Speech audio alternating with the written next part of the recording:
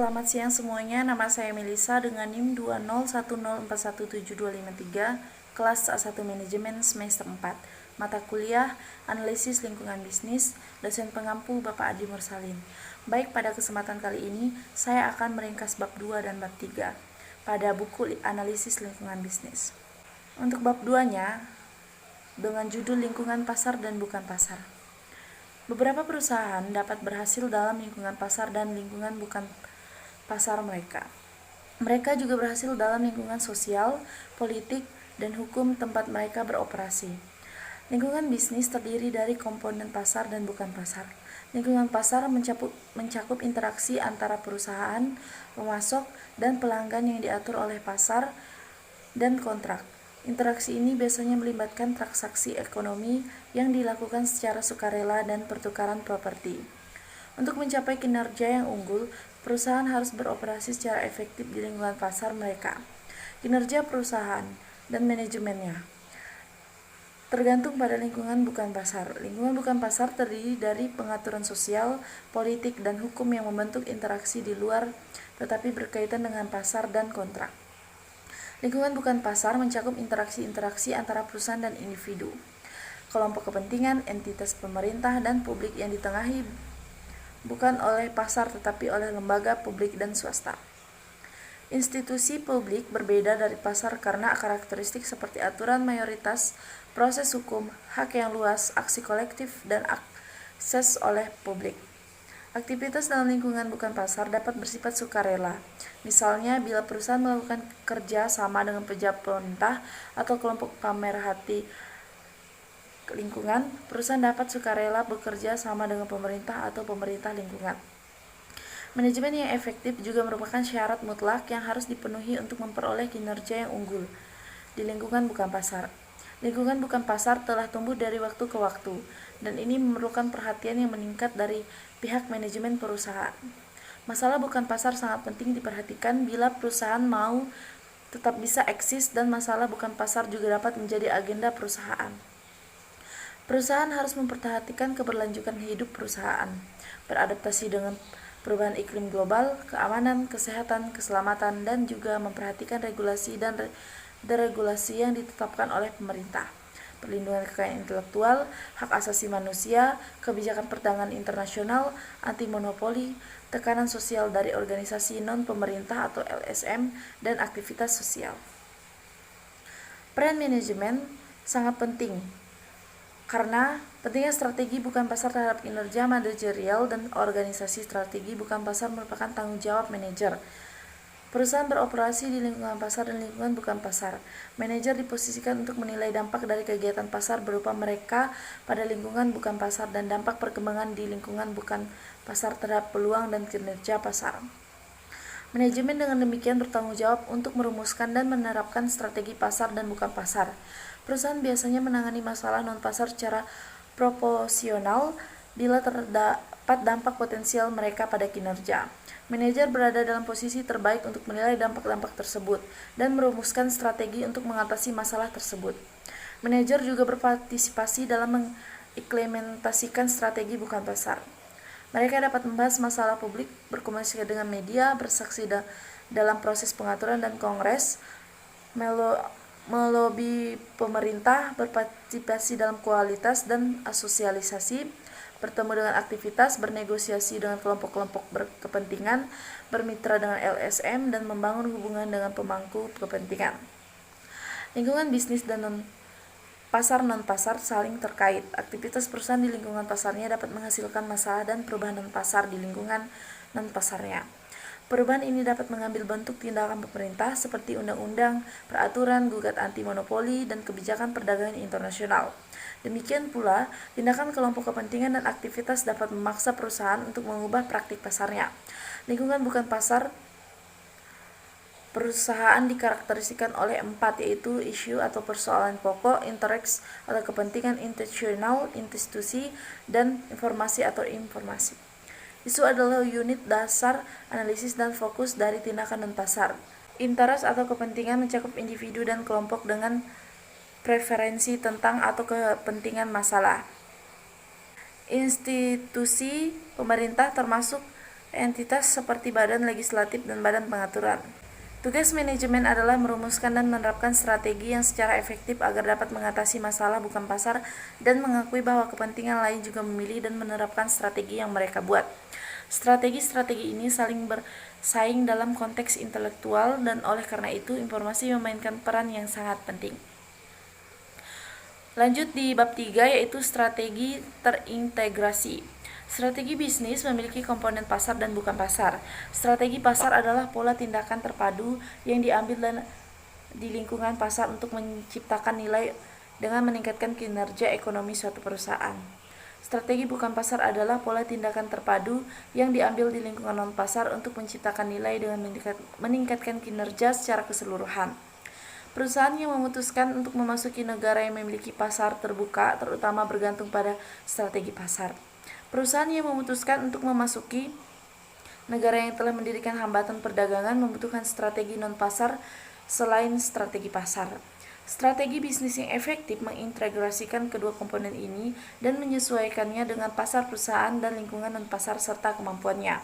Strategi pasar dan bukan pasar fokus pada mengejar peluang dan keuntungan dalam menghadapi persaingan pasar dan bukan pasar dengan tujuan untuk mencapai kinerja yang unggul. Kinerja dilihat dari dua dimensi. Awalnya ini diukur dengan nilai yang dibuat untuk memiliki perusahaan, kemudian pada bagian tujuan diperluas dengan menggunakan konsep tanggung jawab sosial dan etika perusahaan. Pentingnya strategi non-pasar terkait dengan kontrol peluang perusahaan.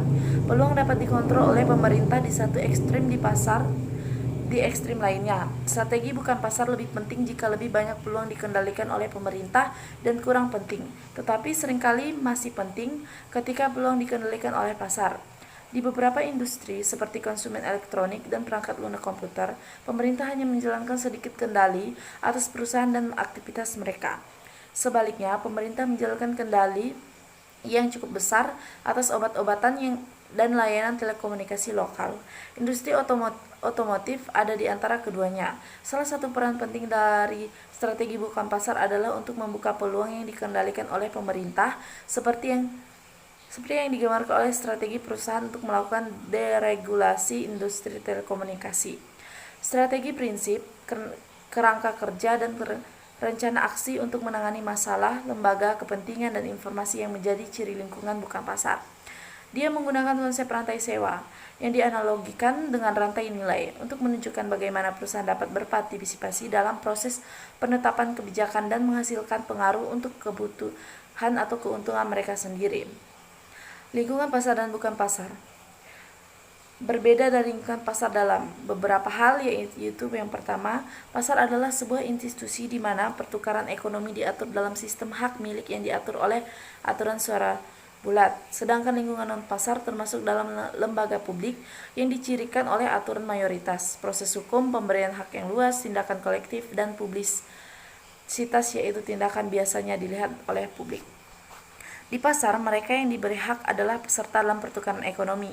Sebaliknya, mereka yang dapat mendapatkan hak suara di lingkungan bukan pasar umumnya tidak hanya mencakup pelaku pasar, tetapi juga pejabat pemerintah, kelompok kepentingan, aktivitas media, dan publik. Pihak-pihak ini sering menetapkan agenda bukan pasar perusahaan. Faktor penting dalam merumuskan strategi bukan pasar yang efektif adalah memandang lingkungan bukan pasar sebagai endogen baik untuk kegiatan pasar seperti perubahan teknologi dan aktivitas bukan pasar perusahaan dan kepentingan lainnya. Analisis kompetitif biasanya mengambil aturan main sistem regulasi misalnya seperti yang diberikan, sedangkan perspektif strategi bukan pasar memandang aturan ini sebagai endogen dan karenanya menjadi fokus strategi. Analisis bukan pasar dan perumusan strategi.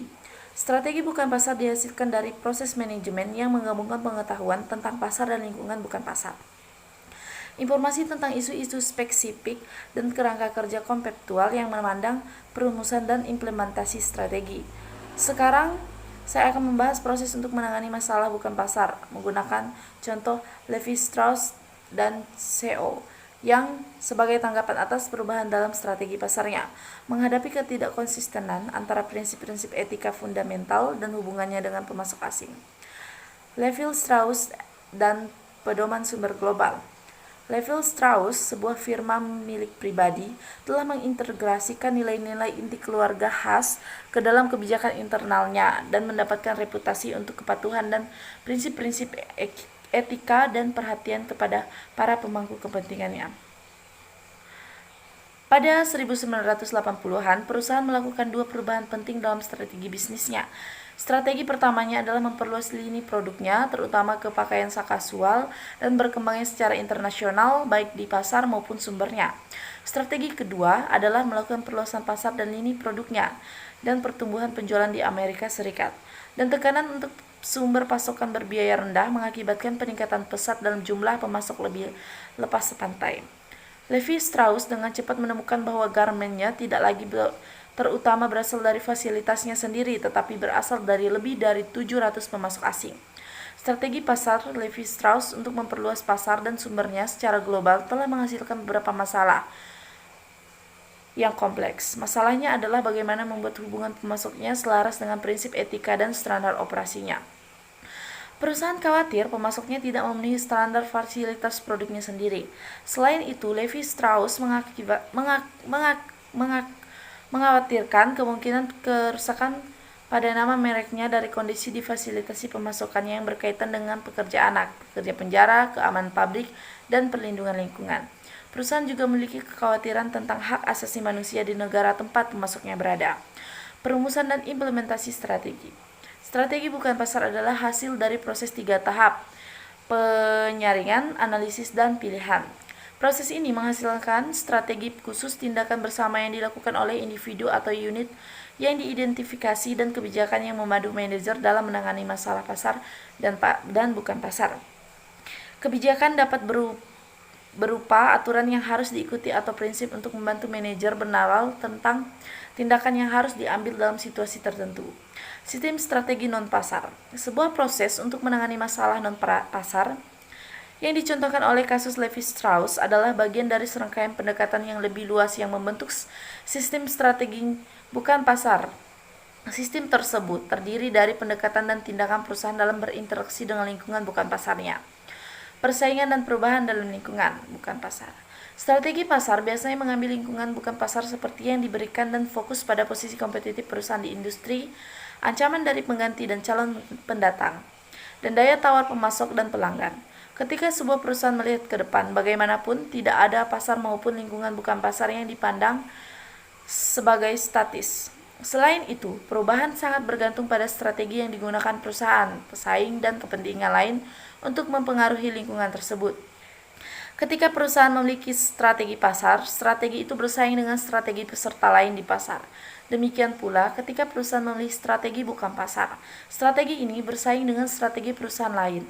Kelompok kepentingan dan aktivitas persaingan itu membentuk lingkungan bukan pasar dan seringkali juga lingkungan pasar. Oleh karena itu, lingkungan bukan pasar harus dianggap kompetitif, seperti juga lingkungan pasar. Persaingan bukan pasar berfokus pada masalah tertentu seperti proposal untuk meningkatkan standar penghematan bahan bakar Amerika Serikat serta masalah sistematik seperti perlindungan kekayaan intelektual. Strategi dan siklus hidup isu bukan pasar. Pada waktu menjadi sangat penting untuk keberhasilan strategi bukan pasar. Menggunakan konsep siklus hidup, mengidentifikasi strategi sebagai fungsi dari tahap di mana perusahaan mulai menangani masalah bukan pasar. Perusahaan memiliki lebih banyak fleksibilitas dan pilihan yang lebih luas jika lebih awal menangani suatu masalah. Jika masalah ditangani pada tahap identifikasi masalah, strategi dapat diarahkan untuk memengaruhi perkembangan masalah. Perusahaan juga dapat membingkai masalah sebelum pembentukan kelompok kepentingan. Strategi dan perbatasan. Bartlett dan Goshal 1989 mencirikan strategi pasar sebagai multi-domestik atau multinasional, internasional, dan global. Strategi pasar global adalah strategi di mana produk dan strategi dikembangkan untuk mengeksploitasi pasar dunia yang merupakan kesatuan yang terintegrasi. Strategi pasar global sering berfokus pada pencapaian keunggulan biaya melalui operasi skala global, seperti yang dicontohkan oleh strategi awal Honda dalam menjual sepeda motor yang sama di semua pasar yang dimasuki. Dalam lingkungan bukan pasar, contoh strategi global adalah yang pertama, bekerja untuk perdagangan bebas secara global, yang kedua menerapkan prinsip-prinsip etika universal, dan yang ketiga menerapkan standar lingkungan yang sama di semua negara. Strategi internasional berpusat pada mentransfer keahlian perusahaan induk ke pasar luar negeri. eBay misalnya membawa layanan lelang online ke negara lain dengan kesuksesan yang beragam. Strategi internasional adalah penerapan khusus dari kompetensi yang berbeda di negara lain.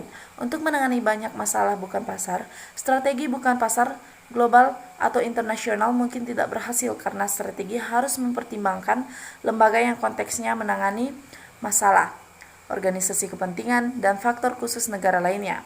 Strategi terintegrasi.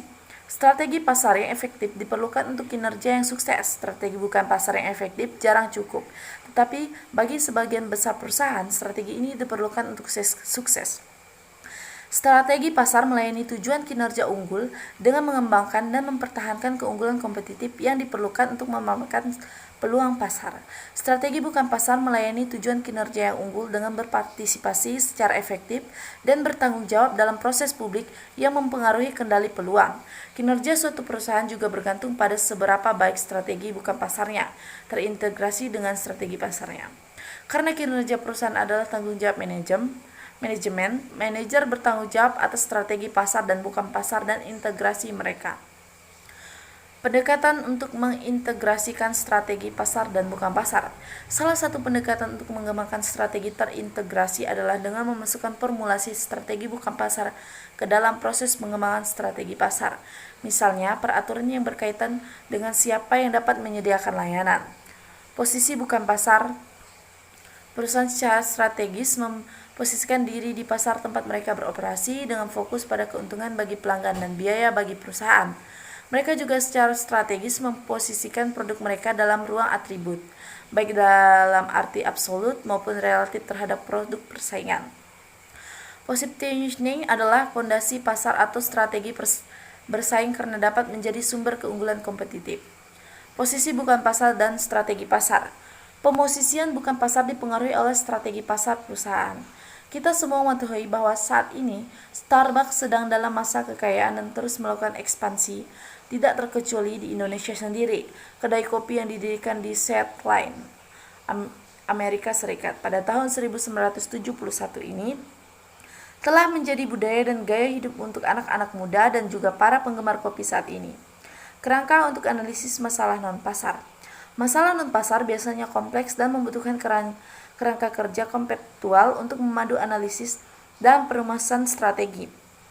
Bagian ini menyajikan kerangka kerja tersebut dan menggambarkan penggunaannya dengan contoh yang melibatkan Citibank. Dalam kerangka ini, unit analisisnya adalah masalah non-pasar. Langkah awal melibatkan menghasilkan alternatif strategi. Manajer harus melatih kreativitas dalam menghasilkan alternatif di luar yang langsung menyarankan diri mereka sendiri. Misalnya, untuk memacu pengguna perangkat seluler, Google mengusulkan pembukaan C-band, spektrum radio, dan ruang putih televisi untuk pengembangan jaringan terbuka untuk perangkat seluler. Sebagai alternatif dan dari standar penghematan bahan bakar yang lebih tinggi, General Motors mengajukan pajak bahan bakar karbon sebagai cara untuk mengatasi masalah perubahan iklim global. Oke, baik, sekian dari ringkasan saya. Mohon maaf jika ada kesalahan kata. Saya ucapkan terima kasih.